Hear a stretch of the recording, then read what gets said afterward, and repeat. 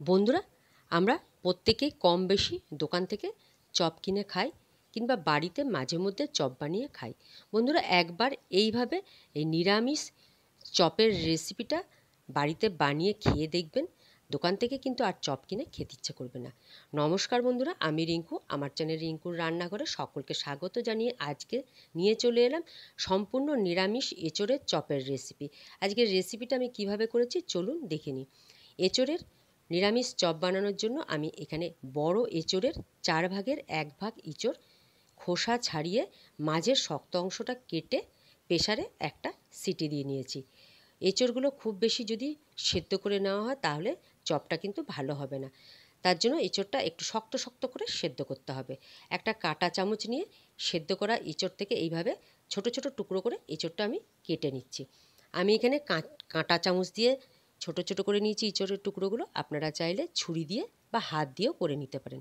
দেখুন, এরকম ছোট ছোট টুকরো করে নিয়েছি সেদ্ধ করা এঁচোড়গুলো। এরকমভাবে যদি এঁচোড়গুলো সেদ্ধ করে নিয়ে করা যায় এঁচোড়ের চপটা, তাহলে কিন্তু চপটা খুব ভালো হয় খেতে। এটা এক সাইডে রেখে দিচ্ছি। এবার নিয়ে নিচ্ছি মাঝারি সাইজের 3টে সেদ্ধ করা আলু। আলুগুলো সামান্য একটু লবণ দিয়ে আমি সেদ্ধ করে খোসাটা ছাড়িয়ে নিয়েছি। এবার গ্রেটারের সাহায্যে এই সেদ্ধ করা আলুগুলো ম্যাশ করে নেব। আমি গ্রেটারের সাহায্যে করেছি, আপনারা ইচ্ছা করে হাত দিয়েও মেখে নিতে পারেন। গ্রেটারের সাহায্যে যদি এইভাবে আলুটা একটু ম্যাশ করে নেওয়া যায় তাহলে সব আলুটা খুব ভালোভাবে ম্যাশ হবে।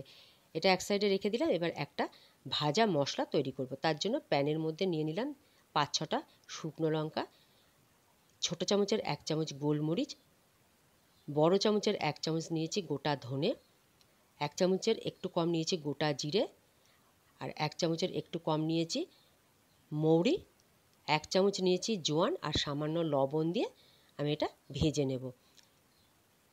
খুব বেশি আমি ভাজবো না, জাস্ট একটু কালারটা চেঞ্জ হবে মশলাগুলোর আর সুন্দর গন্ধ বেরোবে, সেই পর্যন্তই ভাজবো। দেখুন, মশলাগুলো ভাজা হয়ে গেছে। মশলাগুলো এবার ঠান্ডা করে গুঁড়ো করে নেব। খুব বেশি ভেজে দিলে মশলাগুলো সুন্দর গন্ধটা কিন্তু বেরোবে না।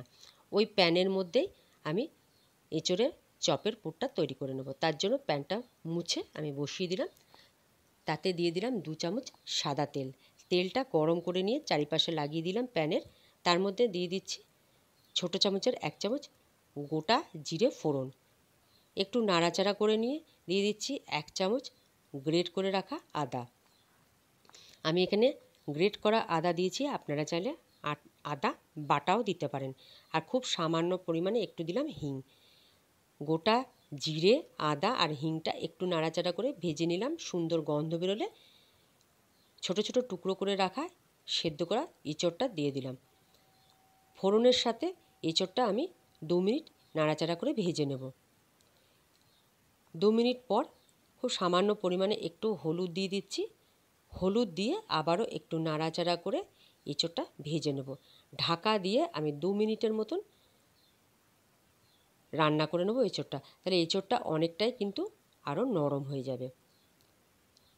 এইভাবে একটু শক্ত শক্ত এঁচোড়টা সেদ্ধ করে রেখে যদি পুরটা করা হয় তাহলে চপগুলো খেতেও ভালো হবে আর চপগুলো তৈরি করতেও বেশ ভালো হবে তৈরি করাটাও।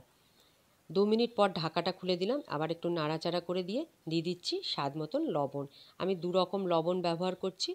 নর্মাল খাওয়ার লবণ দিলাম 1/2 চামচ, আর খুব সামান্য পরিমাণে একটু দিলাম বিট লবণ। সাদা লবণ আর বিট লবণ দিয়ে আবারও নাড়াচাড়া করে দিয়েছি। এঁচোড়টা খুব ভালো করে ভেজে নিতে হবে। ভালো করে ভেজে নিলে তবে কিন্তু এই এঁচোড়ের চপটা খেতে ভালো লাগবে। আবারও 1 থেকে 1.5 মিনিটের মতন আমি ঢাকা দিয়ে দিয়েছি। 1.5 মিনিট পর ঢাকাটা খুলে দিলাম। আলতো হাতে এঁচোড়টা একটু নাড়াচাড়া করে দিলাম। এ পর্যায়ে দিয়ে দেবো যে ভাজা মশলাটা আমি করেছিলাম সেখান থেকে 1.5 চামচের মতন এই ভাজা মশলা। এই ভাজা মশলাটাতেই কিন্তু এই চপের স্বাদটা দ্বিগুণ বেড়ে যাবে। দিয়ে দিলাম স্বাদ মতন চিনি। চিনিটা অবশ্যই দিতে হবে। নিরামিষ চপ আর এঁচোড়ের চপ একটু চিনি দিলে নুন মিষ্টির স্বাদটা ব্যালেন্সটা ঠিক থাকবে আর খেতেও ভালো লাগবে। দিয়ে দিলাম বেশ কিছুটা ধনেপাতা কুচি, 1/2 চামচ দিয়ে দিলাম শাহি গরম মশলা, বড় চামচের 1 চামচ দিলাম লেবুর রস। সব কিছু দিয়ে আবারও আমি এঁচোড়ের সাথে মশলাগুলো নাড়াচাড়া করে ভেজে নেব। একটু সময় নিয়ে খুব ভালো করে এঁচোড়ের সাথে মশলাগুলো ভেজে নিচ্ছি। এঁচোড়ের সাথে মশলাটা দিয়ে এঁচোড়টা ভেজে নিয়েছি। এই পর্যায়ে দিয়ে দেব সেদ্ধ করে গ্রেট করে রাখা আলুগুলো। আলুগুলো এঁচোড়ের সাথে খুব ভালোভাবে এইভাবে মিশিয়ে দেব। খুব ভালোভাবে মিশিয়ে দিতে হবে যাতে সমস্ত এঁচোড়ের মধ্যে আলুটা মিশে যায়। আমি এখানে আলুর পরিমাণটা একটু কম দিয়েছি, আপনারা চাইলে আরেকটু বেশি আলু দিতে পারেন। আমি এখানে দিয়ে দিচ্ছি এই পর্যায়ে ব্রেড ক্রাম্বস। এখানে আমি চা চামচের 2 চামচ ব্রেড ক্রাম্বস দিয়েছি। ব্রেড ক্রাম্বসটা দিয়েছি বলে আলুটা আমি একটু কম দিয়েছি। আপনারা যদি ব্রেড ক্রাম্বস না দেন তাহলে আলুটা আরেকটু বেশি দেবেন। ব্রেড ক্রাম্বস দিয়ে এঁচোড় আলু খুব ভালো করে আমি নাড়াচাড়া করে রান্না করে নেব। খুব ভালো করে নাড়াচাড়া করে মিশিয়ে নিতে হবে যাতে সমস্ত এঁচোড়টার মধ্যে মশলা, আলু, ব্রেড ক্রাম্বস খুব ভালোভাবে মিশে যায়। এই পর্যায়ে দিয়ে দিলাম 50 গ্রামের মতন চীনাবাদাম, শুকনো খোলায় ভেজে একটু ভেঙে নিয়েছিলাম। দিয়ে দিলাম চাট মশলা, আর দিয়ে দিচ্ছি ভাজা যে মশলাটা করেছিলাম সেটা আরও 2 চামচ দিয়ে দিলাম। সব কিছু খুব ভালো করে একটু সময় নিয়ে আমি মিশিয়ে নেব। খুব ভালো করে সমস্ত মশলা মিশিয়ে নিতে হবে এঁচোড়ের সাথে, তবেই কিন্তু এই এঁচোড়ের চপের পুরটা খেতে বেশ ভালো হবে। এবং সমস্ত কিছু মিশিয়ে নিয়েছি, পুরটা একটু আঠা আঠা হয়ে গেছে।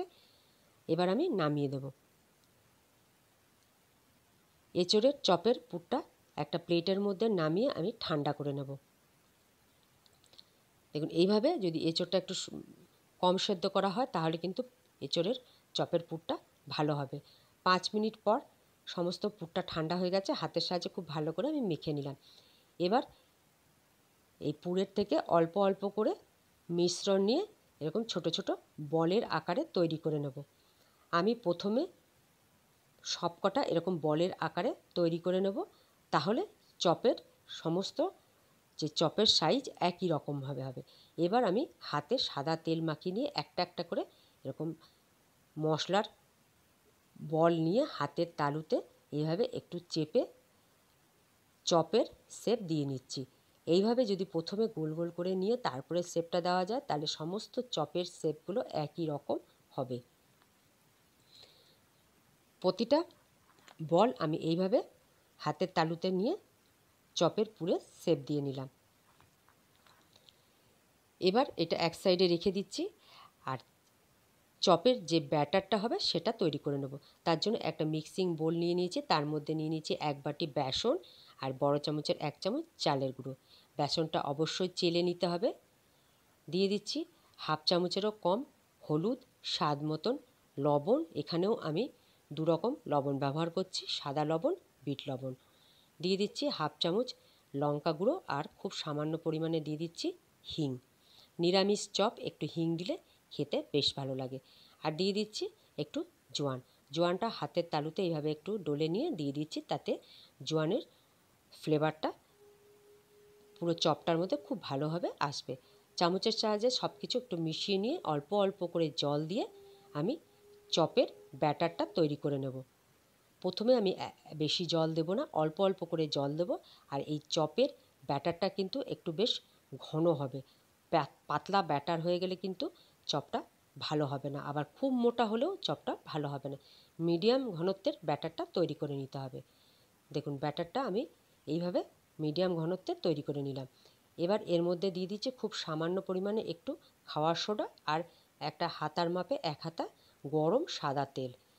আবারও আমি হাতের সাহায্যে খুব ভালো করে সাদা গরম তেলটা আর যে খাওয়ার সোডা দিয়েছিলাম সেটা মিশিয়ে নেব। দেখুন খুব ভালো করে ব্যাটারটা আমি তৈরি করে নিয়েছি, আর কিন্তু আমি জল দিইনি। যেহেতু খাওয়ার সোডা আর তেল দিয়েছিলাম তার জন্য ব্যাটারটা একদম পারফেক্ট হয়েছে। এবার চপগুলো ভেজে নেব। কড়াইয়ের মধ্যে আগের থেকে তেল আমি গরম করতে দিয়ে দিয়েছিলাম। এবার ব্যাটারের মধ্যে একটা একটা করে চপের পুরগুলো দিয়ে এইভাবে চামচের সাহায্যে এপিট ওপিট করে বেসনের মধ্যে কোট করে আমি একটা একটা করে গরম তেলের মধ্যে চপটা ছেড়ে দিচ্ছি। এই সময় গ্যাসের ফ্লেমটা কিন্তু লো টু মিডিয়ামে রেখে চপগুলো ছাড়তে হবে। হাই ফ্লেমে যদি চপগুলো ছাড়া হয় তাহলে চপগুলো দিতে না দিতে পুড়ে যাবে আর ভেতরটা ভালো মতন ভাজা হবে না। 2 মিনিট এইভাবে রেখে দিয়ে 2 মিনিট পর আমি খুন্তির সাহায্যে এভাবে উল্টে পাল্টে চপগুলো গোল্ডেন ব্রাউন করে ভেজে নেব। উল্টে পাল্টে চপগুলো ভাজা হয়ে গেছে। ঝাড়নির সাহায্যে এইভাবে চপগুলো তেল থেকে তেলটা ঝরিয়ে তুলে একটা প্লেটের মধ্যে রেখে দিলাম।